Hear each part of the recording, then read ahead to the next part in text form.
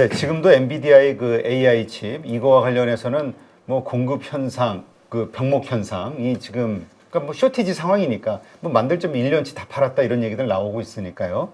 어떻습니까?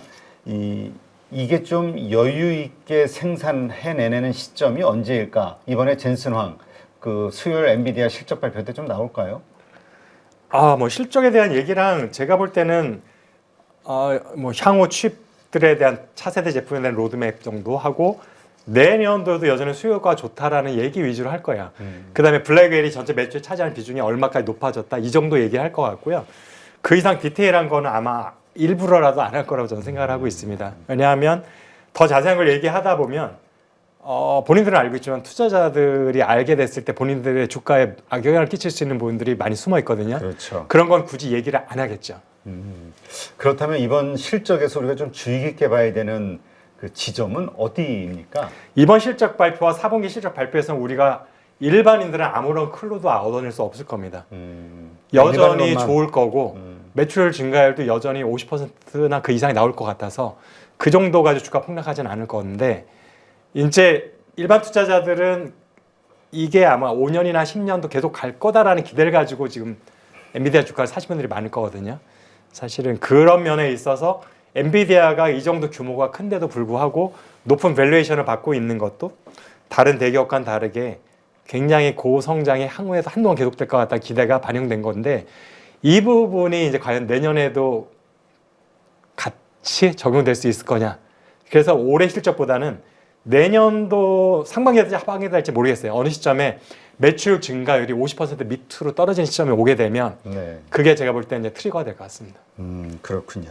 자, 그렇다면 이번에는 그냥 정말 이익률이 얼마냐, 또 수익이 얼마나 더 잘 났냐, 이런 것에 대한 사람들의 그 기대치, 요것을 충족시켜느냐, 못하느냐, 그러니까 이게 이제 관건이겠군요. 시장 컨센서스보다 상회하느냐 수준일 것 같고 지금 뭐 올해 연말까지는 좋을 거라는 걸 이미 다 예상이 되는 상황이기 때문에 내년까지 총액은 올해보다 좋을 거거든요. 제가 지금 여기에 포커스를 해야 되는 게 매출 증가율인 거예요. 그러게요. 이게 처음에 100%, 50% 이렇게 30% 이런 식으로 준다는 것 자체가 이게 하나의 신호이다. 악재일 수 있다. 이런 시각도 있기는 해요. 제가 이제 이 부분에 대해서 이제 왜 내년에 나스닥이 조정을 받을 수밖에 없느냐, 특히 엔비디아가 이 부분에 대한 로직을 말씀을 드리면 보통 나스닥의 기술주들이 적정하게 받는 PER은 25에서 30 정도입니다. 네. 근데 엔비디아는 60에서 70 정도를 받고 있어요. 포워드 두 배죠. 예. 포워드로 해도 60 가까이 되거든요. 그러면은 왜 엔비디아만 유독 그렇게 높은 밸류에이션이 시장에서 허용되고 있느냐? 그거는 지난 2년 동안 보여줬던 성장성이었어요.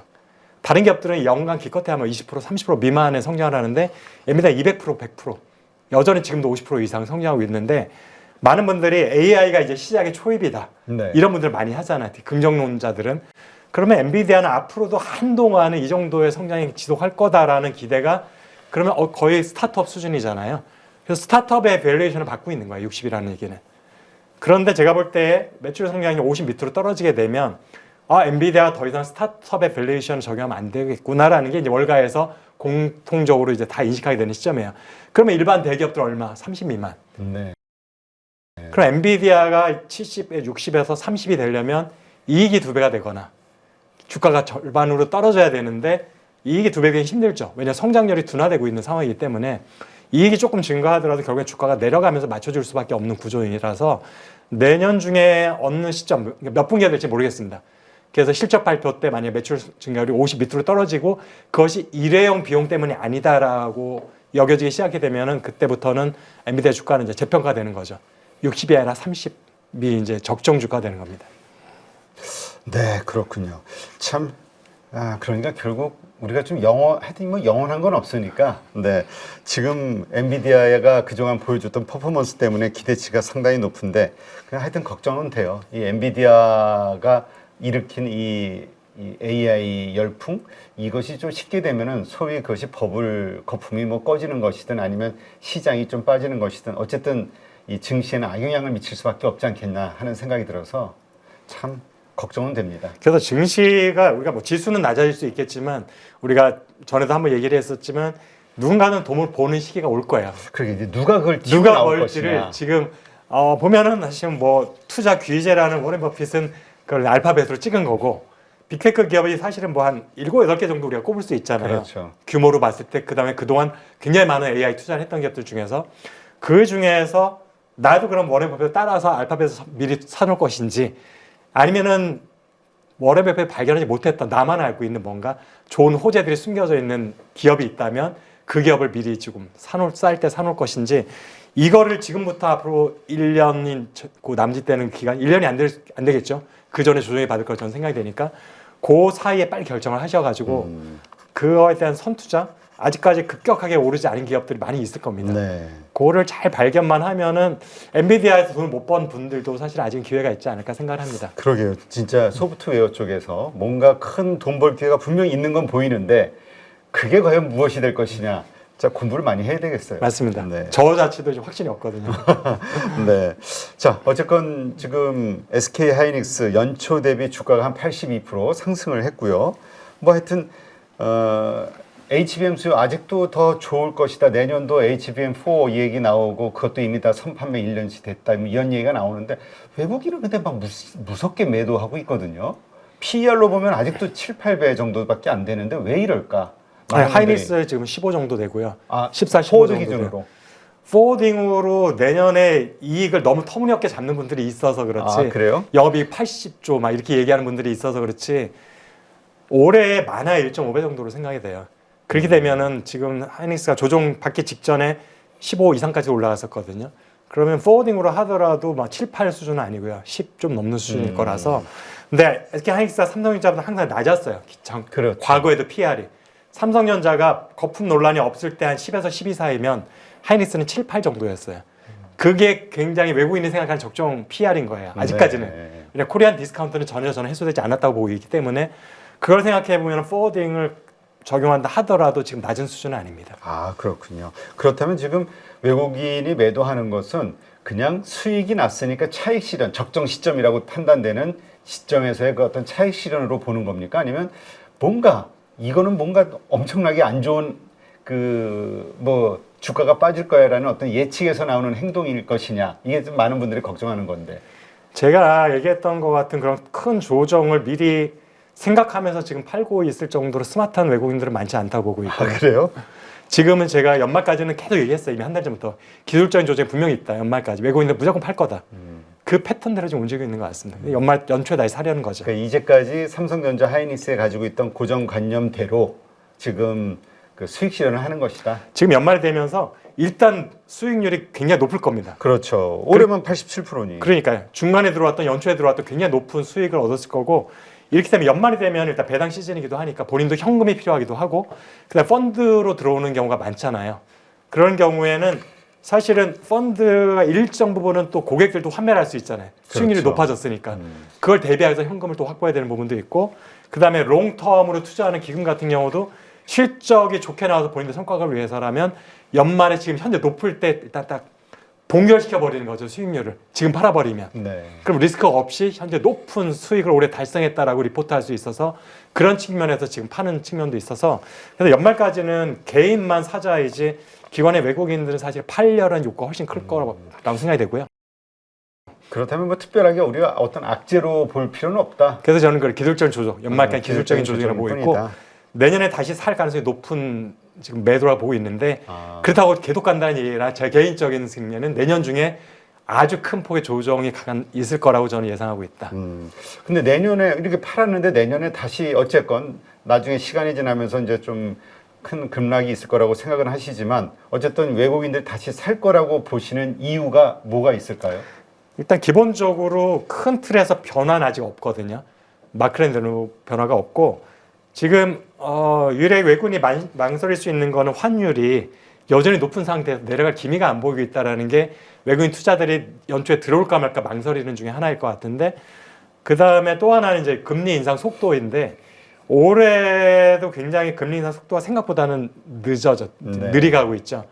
근데 내년에는 아마도 중간 선거도 있기 때문에 백악관의 압력이 굉장히 커질 거라고 생각이 되고 있어서 아마 상반기 중에 몇 번 금리 인하가 가능할 거라 보고 있고 그래서 결국에는 높은 환율에도 불구하고 금리가 인하되면서 이제 결국 미국 외 쪽으로 자금이 빠져나가는 요인이 분명히 있을 거라고 생각이 됩니다. 그래서 다시 근데 다른 주체일 수는 있어요. 지금 판 사람과 사려는 사람이. 그러니까 외국인 전체로 봤을 때는 연초에 사려는 사실은 세력도 상당히 있을 거라 보고 있습니다. 네, 그렇군요. 86년도에 3조 호황하고 비교했을 때 이 조정 한 어느 정도 한 10% 정도는 아주 자연스럽다 뭐 이런 생각하시는 분들도 있다고 하는데 어떻게 봐야 될까요? 제가 말하는 조정은 10% 정도는 그냥 왔다 갔다 하는 수준이라 조정이라고 얘기를 안 하고 조정도 아니고 왔다 갔다. 그러니까 박스권.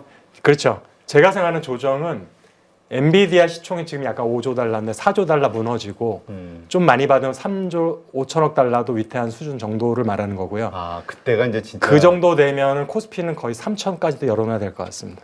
아, 그러니까 그 정도로 이제 그 정도가 제가 볼 때는 본격적인 조정인데 조정이다. 시점을 정확히 예측하기는 쉽지는 않다. 아직까지는. 그렇다면 지금의 이런 10% 안팎의 이런 조정은 사실 잔물결인 거죠. 그냥 파도 정도. 일상적인 거로 봐야 저는 된다. 그렇게 보고 있습니다. 네. 지금 우리가 보통 이 호황이 어느 정도 갈 것이냐는 이제 설비, 증설과 관련된 이슈들을 많이 보잖아요. 그 업황을 예측할 때 현재 AI 장비 투자 상황은 어떻습니까? 이게 장비 투자할 때 이게 AI 용이라고 따로 이렇게 꼬리표가 붙는 게 아니다 보니까 이제 칩메이커들이 지금 설비 투자한 것 중에 어느 부분들이 AI와 연관돼서 한 거냐를 정확히 알기는 어렵고요. 보통은 우리가 디램 업체로 하게 되면 다른 디램 공정은 똑같잖아요. 네. 패키지에서 바뀌는 거다 보니까 결국에는 TC본드를 비롯한 HBM과 관련된 후공력조 장비를 많이 투자를 하게 되면 AI와 관련된 투자를 많이 하는 거라 보시면 될 것 같습니다. 근데 그런 건 다 공시가 되거든요. 그래서 작년에 후공력 쪽 투자했던 금액, 올해 투자. 예를 들어서 작년에 TC본드 구매했던 게 몇 대였는데 올해 몇 대 발주를 했느냐 이런 걸 보시면 AI 쪽 투자를 늘리는지 아니면 동결하는지 아니면 축소하는지를 우리가 확인할 수 있습니다. 네, 그렇군요.